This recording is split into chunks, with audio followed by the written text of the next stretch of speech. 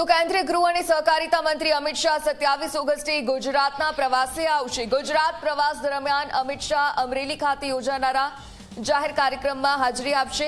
ત્યારબાદ અમદાવાદ ખાતે ગાંધીનગર ખાતે મહત્વની સમીક્ષા બેઠક પણ યોજશે। અમિત શાહની અધ્યક્ષતામાં યોજાનારી આ બેઠકમાં ઓલિમ્પિક અને કોમનવેલ્થ ગેમ્સની તૈયારીઓ અંગે ચર્ચા અને સમીક્ષા કરવામાં આવશે। રમતગમત ક્ષેત્રે આયોજન, માળખાકીય સુવિધાઓ અને આગામી તૈયારીઓને લઈને સંબંધિત અધિકારીઓ સાથે વિગતવાર સમીક્ષા કરવામાં આવે તેવી પણ શક્યતા છે।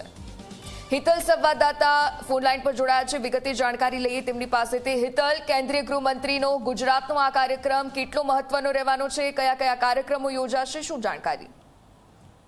જી ઉર્મિલા, ચોક્કસ એવું કહી શકાય કે કેન્દ્રીય ગૃહમંત્રી અમિત શાહ 27 ઓગસ્ટના ગુજરાતના પ્રવાસે આવી રહ્યા છે।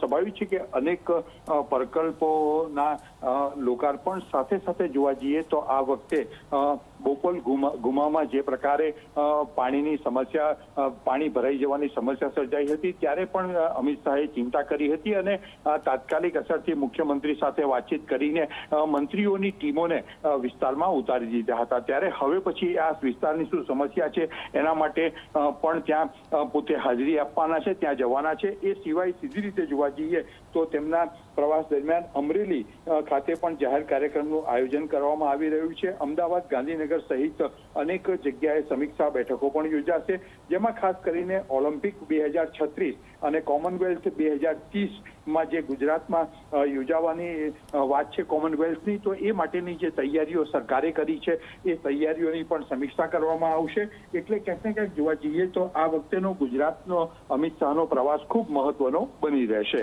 જી બિલકુલથી આભાર વિગતો સાથે જોડાવા બદલ।